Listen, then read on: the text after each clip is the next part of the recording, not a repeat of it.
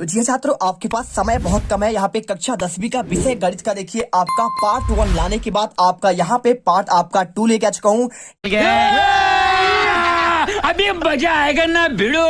यकीन करो छात्रों, यदि आपने दिल से मेहनत कर लिया तो कल के आपके गणित के पेपर में आपके नंबर बिल्कुल नहीं कटेंगे।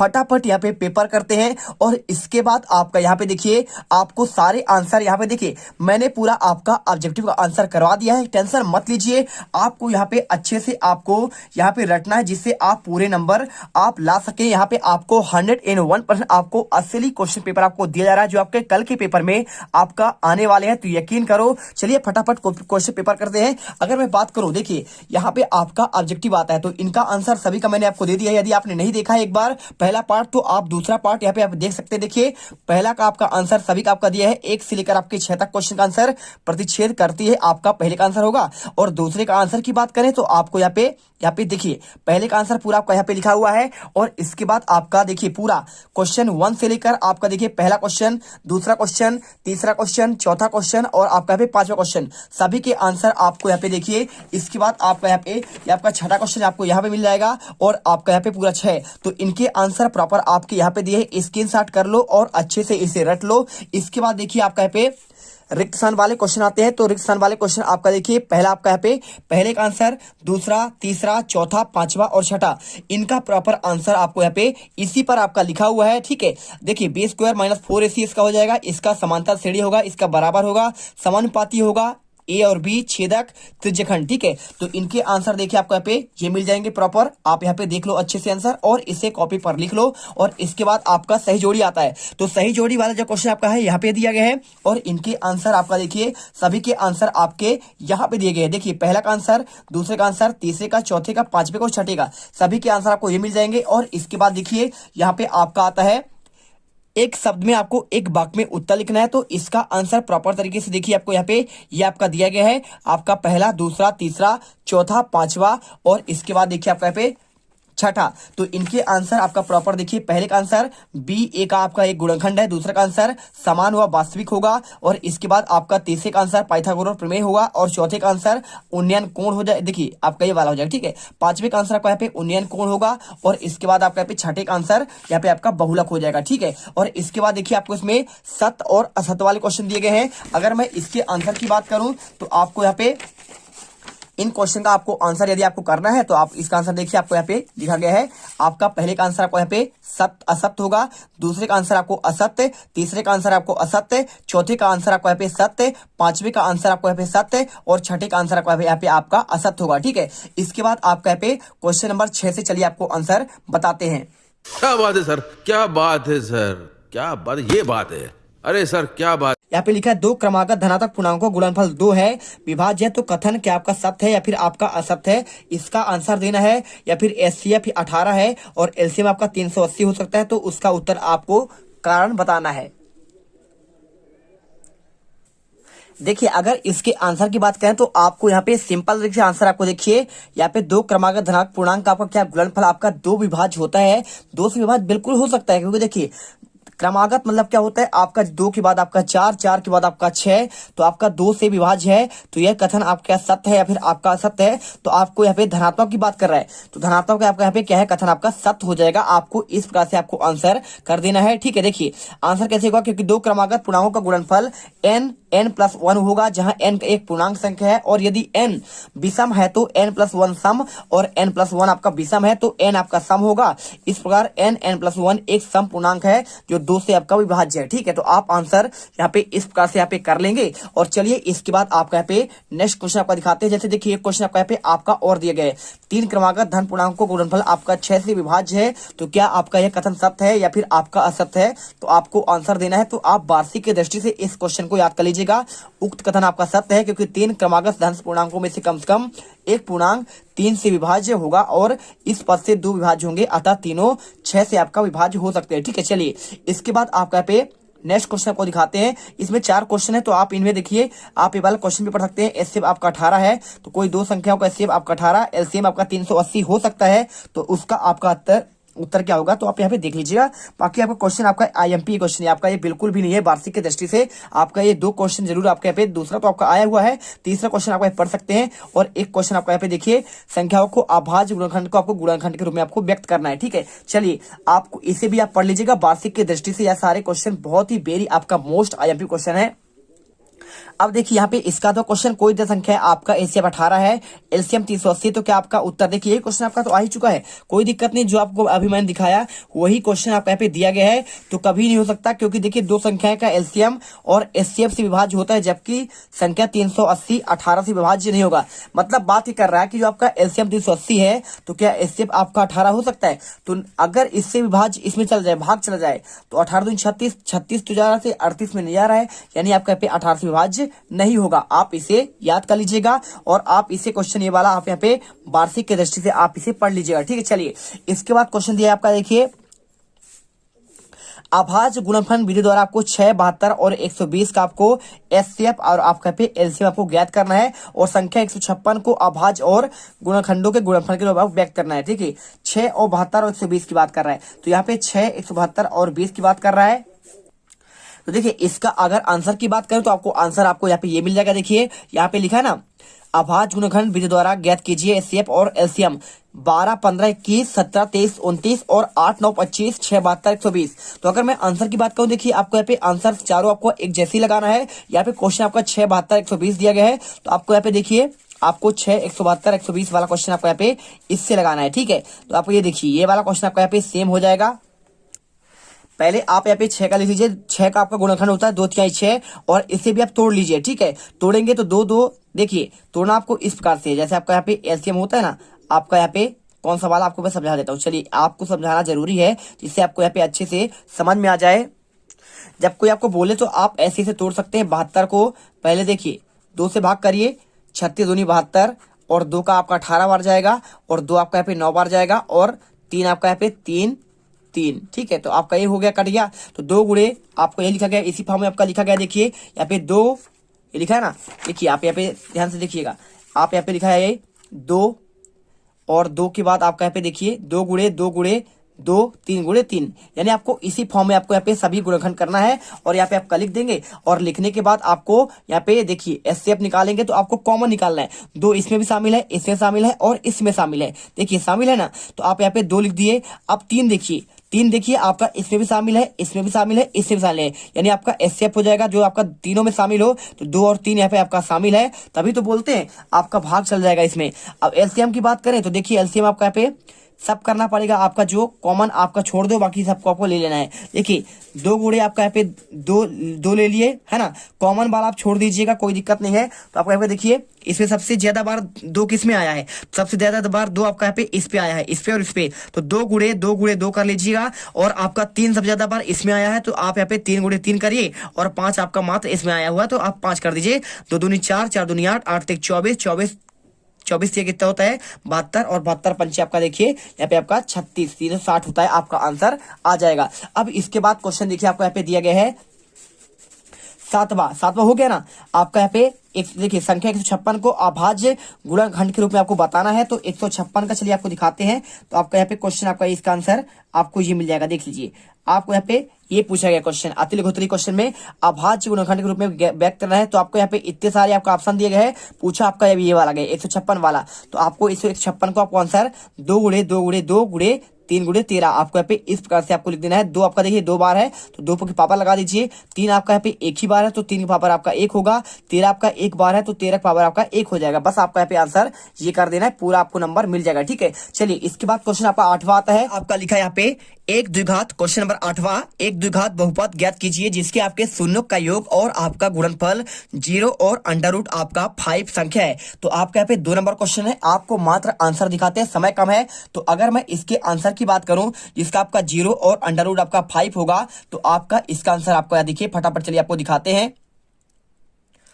तो देखिए अगर इसके आंसर की बात करें तो आपका ये क्वेश्चन आपका सेम है, तो आपको हल लिखना है। माना कि द्विघात बहुपद A X square plus B X plus C है, तो आपके इसके शून्यक अल्फा और बीटा है। तो जैसा कि हमें ज्ञात है अल्फा प्लस बीटा बराबर जीरो का आपका देखिए आपको माइनस बी बटे ए के फॉर्म में करना पड़ेगा। तो जीरो को आप लिख सकते हैं जीरो बटे एक कर सकते हैं, और अल्फा और बीटा का मान इसमें देखिए लिखा है ना गुणनफल। योग मतलब आपका धन होता है, तो आपका ये लिख दिया धन, और आपका यहाँ पे गुणनफल का मतलब होता है अल्फा मल्टीप्लाई बीटा। तो इसका मान आपका भी क्वेश्चन में 5 रखा हुआ है, तो लिख दीजिए 5। अब आपका इसका मान होता है सी बटे आपका ए होता है, तो सी तो आपका √5 होगा, ए का मान आपका नहीं है, तो ए बराबर देखिए आपका यहाँ पे 1 है, तो आप यहाँ पे नीचे 1 कर दीजिए। और इसके बाद तुलना करिए, ए बराबर 1 देखिए हो गया ना, ए बराबर 1 नीचे दोनों साइड, और बी बराबर आपका यहाँ पे 0 हो जाएगा, और इसमें आपका सी बराबर देखिए ऊपर आपका पे √5 होगा। अर्थात देखिए वह द्विघात बहुपद जिसमें दी गई शर्तें संतुष्ट होती है x square plus 0x plus आपका यहाँ पे √5 आपका यहाँ पे उत्तर हो जाएगा। चलिए इसके बाद क्वेश्चन आपका यहाँ पे दिया गया है,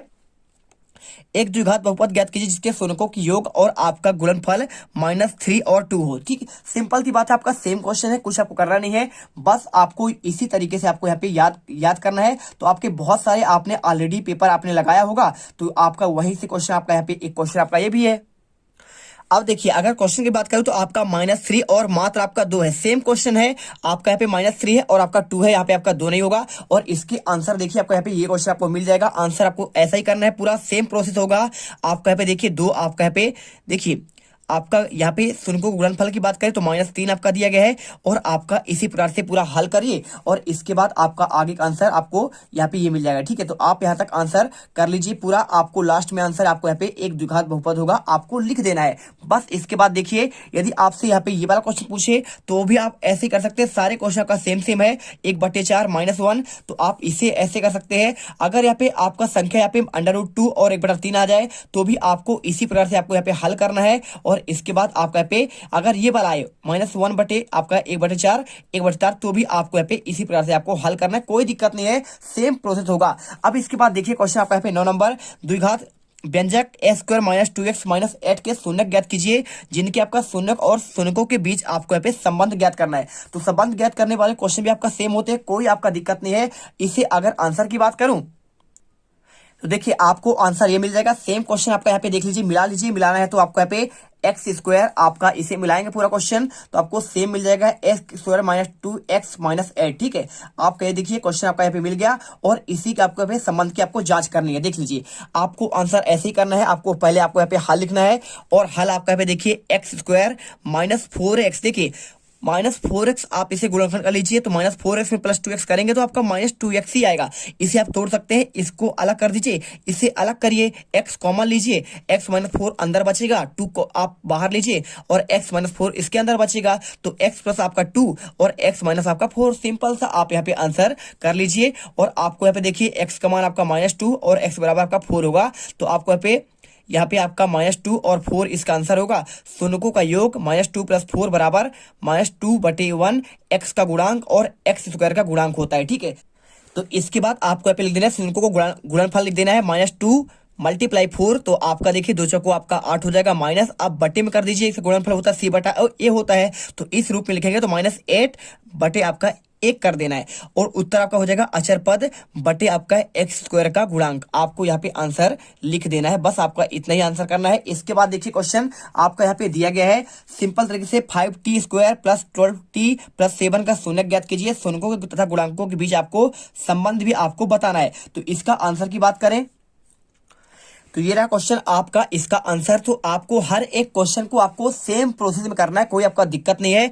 तो आपको यहाँ पे देखिए इसके सत्ता की जांच करनी है, आप उसे तोड़ दीजिए, 12t को तोड़ेंगे 5t + आपका 7t होगा, और आप इसे कोष्टक बंद करेंगे तो 5t आप यहाँ पे कॉमन निकालेंगे इससे, तो 5t कॉमन निकाले तो अंदर t बचेगा, इसका 5t पूरा निकल ही गया, तो आपका यहाँ पे 1 बचेगा। अब यहाँ पे 7 आपका देखिए 7 बाहर करिए तो t प्लस आपका 1 हो जाएगा, और t + 1 आपका 5t + 1, यानी आपका यहाँ पे देखिए शून्य का आपका मान क्या होगा, एक आपका होगा यहाँ पे आपका सिंपल सा देखिए t बराबर -1 और 5t + 7 बराबर 0, तो -7 बटे आपका 5, तो आपको आंसर यहाँ पे शून्यक -1 और आपका 7 बटे आपका 5 यहाँ पे आंसर कर देना है। और इस प्रकार से आपको यहाँ पे आंसर पूरा कर दीजिए, और यहाँ पे आपका देखिए पूरा आपका यहाँ पे शून्यकों का योग आपका हो जाएगा b/a के रूप में, और गुणनफल हो जाएगा आपका यहाँ पे इसके आपका c/a के रूप में। बस आपको यहाँ पे इस प्रकार शून्यकों गुणांकों के बीच संबंध की सत्ता की आपकी पुष्टि होती है। आंसर कर दीजिए। तो यहाँ पे आपका जो आपको क्वेश्चन दिया गया प्रत्यापन विधि वाला क्वेश्चन, तो आपका यहाँ पे क्वेश्चन 10 का देखिए x प्लस वाई बराबर 5 2x माइनस 3y बराबर 4 आपका ये क्वेश्चन है।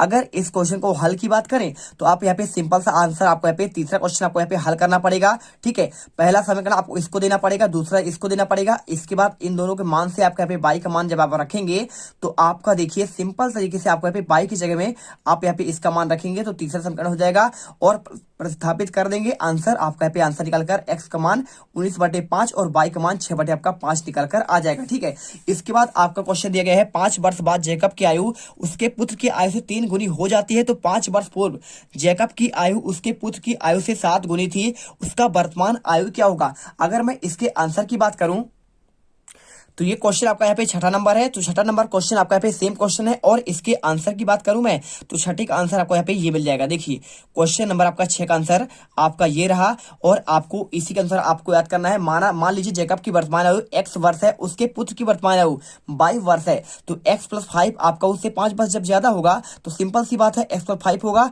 और इसका 3 गुना है तो 3y प्लस आपका 5 होगा ही होगा। और आप यहाँ पे क्या करेंगे, पक्षांतर कर दीजिए तो देखिए 3y और आपका यहाँ पे 3×5 = 15 हो जाएगा। ठीक है, तो आप एक साइड कर देंगे तो आपका x और आपका यहाँ पे 3y उधर जाएगा, पक्षांतर होगा तो -3y होगा और 15 5 3 15 आपका उधर वाला इधर रहेगा ही और उधर आपका जो 5 से कम आपका ये 5 है इधर आके आपका माइनस हो जाएगा। तो यानी आपका आंसर क्या आएगा, देखिए x आपका यहाँ पे x -5 हो जाएगा, 10 में 5 गया आपका यहाँ पे 10 आएगा, आगे 15 में 5 गया आपका 10 और आपका यहाँ पे सिंपल तरीके से आपका यहाँ पे हल निकल कर आ जाएगा। तो आप यहाँ पे x -5 और 7y-5 के रूप में आप यहाँ पे हल कर सकते हैं। बिल्कुल आपका यहाँ पे राइट आंसर होगा। और इसके बाद देखिए आपको इसे आगे हल करना पड़ेगा। तो 4y का मान आपका 40 है तो आपका यहाँ पे 10 वर्ष होगा और y का मान 7y-30 है तो 7 × 10 यानी आपका यहाँ पे देखिए 7 दाम 70 70 - 30 यानी आपका 40 वर्ष आपका आंसर हो जाएगा। तो 10 वर्ष उसका और आपका जैकब पिता की आयु आपका 40 वर्ष यहाँ पे हो जाएगी। तो देखिए वर्तमान आयु 40 वर्ष और उसके पिता की वर्तमान आयु यहाँ पे आपका 10 वर्ष आपका यहाँ पे हो जाएगा। ठीक है, चलिए अब यहाँ पे आपका आंसर हो चुका है। इसके बाद क्वेश्चन देखिए आपका पे आता है आपका 11वां। तो क्वेश्चन नंबर 11 कहता है द्विघात समीकरण 2x² - 3x प्लस आपका 5 का मूलों की आपकी प्रकृति क्या होगा? और यहाँ पे द्विघात समीकरण kx - 2 प्लस आपका 6 बराबर k का मान आपको ज्ञात करना है जिसमें आपको यहाँ पे बराबर आपके मूल हैं। ठीक है, चलिए आपको यहाँ पे इनका आंसर देते हैं। तो देखिए आपका ये क्वेश्चन मिल जाएगा और आपका इसका आंसर भी है। यहाँ पे आपको यहाँ देखिए 2x² - 3x प्लस आपका 5 बराबर 0 में आपका देखिए a का मान आपका यहाँ पे क्या हो जाएगा 2 हो जाएगा और आपका यहाँ पे b का मान क्या होता है माइनस में होता है तो माइनस में आपका -3 होगा और c का मान आपका यहाँ पे 5 होगा। अब यहाँ पे विभक्तर d बराबर होता है b² - 4ac होता है तो b का मान आपका यहाँ पे देखिए -3 है यानी आपका -3 का आपका वर्ग होगा तो आपका यहाँ पे 3 का 9 हो जाएगा और आपका 4ac देखिए 4a का मान 2 और c का मान 5 4 दूनी 8 8 पंचे 40 तो आपका 9 - 40 होगा यानी आपका 31 आपका आंसर होगा। यानी आपका इसकी प्रकृति क्या होगी, विविक्त कर आपका यहाँ पे ऋणात्मक होगा, वास्तविक मूलों का अस्तित्व आपका यहाँ पे नहीं होता है। तो आप यहाँ पे आंसर इसका आपका मिल गया है और साथ में k का मान आपको यहाँ पे ज्ञात करना है। देखिए अगर इसकी आंसर की बात करें द्विघात समीकरण का तो आपके इसके 2 बराबर मूल होंगे तो आपका सेम क्वेश्चन आपको यहाँ पे ये मिल जाएगा। और इसका आंसर देखिए पूरा आपको आंसर इसी प्रकार करना है। आपको यहाँ पे देखिए आपका यहाँ पे a का मान आपका यहाँ पे k हो जाएगा और b का मान -2k होगा और c का मान आपका 6 होगा। इसके बाद देखिए आपका यहाँ पे आंसर आपको पूरा आंसर यहाँ तक आपको कर लेना है और इसके बाद चलते हैं आपका यहाँ पे नेक्स्ट क्वेश्चन पर। तो इसका आंसर आप सिंपल तरीके से देखिए यहाँ पे आपको यहाँ पे देखिए समांतर श्रेणी की बात कर रहा है 21 18 15 में कौन सा पद आपका -81 होगा। तो आपको चलिए इसका आंसर भी आपको दिखा देते हैं। इसका आंसर आपको प्रॉपर तरीके देखिए आपको यहाँ पे 5वां क्वेश्चन है। आपको सिंपल सा आपको इसी प्रकार से आपको आंसर यहाँ पे रेडी करना है। ए का मान 21 और डी का मान 18 और आप यहाँ पे चूंकि आप ये सूत्र रख देना है आपको और इसके बाद आप यहाँ पे हल करेंगे तो आपका सिंपल तरीके से देखिए एपी का मान आपका 35वां पद आपका 81 होगा। आपको यहाँ पे आंसर मिल जाएगा। और इसके बाद देखिए आपको यहाँ पे 10 और 250 के बीच 4 के कितने गुणज हैं, ये क्वेश्चन आपका पूछा गया है। तो इसका आंसर आपको सिंपल तरीके से देखिए आपको 10 और 250 के बीच 4 के गुणज आपका 12 16 20 24 -10 248। ठीक है, आपका इसी के बीच होगा क्योंकि 4 के गुणज की बात कर रहा है। तो पहला आपका यहाँ पे देखिए 10 के बाद 4 3 12 होगा और इसके बाद 4 का आपका 248 होगा। 250 में देखिए 4 का भाग आपका इसमें जाएगा, बाकी 250 में जाएगा नहीं। अब इसमें आपका सूत्र लगाइए, a बराबर 12 हो जाएगा, d बराबर इसमें देखिए d की बात कर रहा है आपको यहाँ पे इसका और आपका यहाँ पे देखिए अधिकतम आपका यहाँ पे क्या होगा और आपका इसका 240 आपका लास्ट वाला होगा, ठीक है। इसमें आपका सूत्र लगाएंगे, सूत्र लगाने के बाद आप यहाँ पे मान निकालेंगे तो लास्ट में आपका देखिए n-1 का मान 236/4 आपका n-1 बराबर आपका 59 होगा और +1 कर देंगे तो आपका यहाँ पे 60 आ जाएगा, यानी आपका यहाँ पे n का मान आपका यहाँ पे 60 आपका आंसर निकल कर आ जाएगा। और देखिए क्वेश्चन नंबर आपका यहाँ पे 13 आता है। 13 क्वेश्चन में आपका यहाँ पे दिया गया है ABC एक आपका समद्विबाहु त्रिभुज है जिसका कोण आपका C है, तो आपको सिद्ध करना है AB² बराबर 2AC² है, ठीक है। तो अगर मैं इसका आंसर की बात करूं तो आपको आंसर देखिए आपको सेम क्वेश्चन आपको यहाँ पे मिल जाएगा। आपको त्रिभुज ABC के एक समबाहु त्रिभुज है जिसमें आपका AC बराबर आपका BC कोण आपका इसमें क्वेश्चन में ही दिया गया है। अगर मैं बात करूं यहाँ पे देखिए आपको त्रिभुज की रचना करिए और सिद्ध करना है AB² बराबर 2AC² के बराबर होता है। उत्पत्ति लिख दीजिए ABC पाइथागोरस प्रमेय से AB² प्लस आपका AC² प्लस BC² और AB² बराबर होता है देखिए AC² प्लस आपका AC² के बराबर। तो आपका पे AB समबाहु है, ठीक है। समद्विबाहु की बात करें दोनों आपका बराबर ही होंगे। अब दोनों जब आपका बराबर होता है तो आपका 2AC के बराबर हो जाएगा। जब आपका BC का मान AC के बराबर हो जाएगा तो 2AC आपका यहाँ पे निकल कर आ ही जाएगा। आप यहाँ पे आंसर कर दीजिए, यही आपको सिद्ध करना है। इसके बाद देखिए क्वेश्चन आपका यहाँ पे दिया गया है, यहाँ पे ABC एक समबाहु त्रिभुज है जिसमें AC बराबर BC है, तो AB² बराबर 2AC² है। तो आपको ABC एक समकोण त्रिभुज है, आपको बताना है। तो अगर मैं इसका आंसर बात करूं तो आपको आंसर करना है इसका, देखिए तो इसका आंसर आप यहाँ पे खुद करने का प्रयास करिए। बहुत सिंपल क्वेश्चन है आपका, इसका आंसर किताब पर आपका दिया होगा। और इसके बाद क्वेश्चन 14 देखिए, x और y एक ऐसा संबंध ज्ञात कीजिए जो आपका यहाँ पे 3, 6 और 3, 4 से आपका समदूरस्थ हो, ठीक है। तो अगर मैं इसके आंसर की बात करूं तो आपको आंसर ये मिल जाएगा। तो देखिए आपको यहाँ पे यही क्वेश्चन आपका दिया गया है, क्वेश्चन आपका 16 नंबर। तो आपको इसका आंसर पूरा आपको यहाँ पे हल करना है, यहाँ तक आप अच्छे से याद कर लीजिए। और इसके बाद देखिए क्वेश्चन आपका यहाँ पे पूछा गया है आपका ये वाला क्वेश्चन, देखिए 5 और 6 और -1 और -4 को जोड़ने पर रेखाखंड को बाई अक्ष किस अनुपात पर विभाजित करेगा, इसके निर्देशांक निकालना है। तो क्वेश्चन आपका यहाँ पे देखिए आपको आंसर ये 1900 मिल जाएगा। तो आप इसे अच्छे से याद कर लीजिए, माना के वांछित अनुपात में के अनुपात 1 है। तो ये आंसर पूरा आपको यहाँ पे रेडी करना है। आपका कहाँ तक, आपको यहाँ तक पूरा आपको रेडी कर लेना है अच्छे से, जिससे आपके पूरे नंबर आपको मिल सके, ठीक है। चलिए इसके बाद आपका क्वेश्चन आता है 15 नंबर। तो 15 नंबर क्वेश्चन आपको यहाँ पे जो दिया गया है, यहाँ पे देखिए sin 60 और cos 30 और sin 30 और cos 30 का आपको मान ज्ञात करना है, ठीक है। तो चलिए आपको यहाँ पे इसके भी आपको आंसर दिखा देते हैं जिससे आपको पूरे नंबर आपको अच्छे से मिल जाए। तो देखिए तो आपको इसका आंसर सिंपल तरीके से आपको करना है। यहाँ पे देखिए sin 60 का आपका मान यहाँ पे होता है √3/2 और आपका cos 30 का मान होता है √3/2 होता है।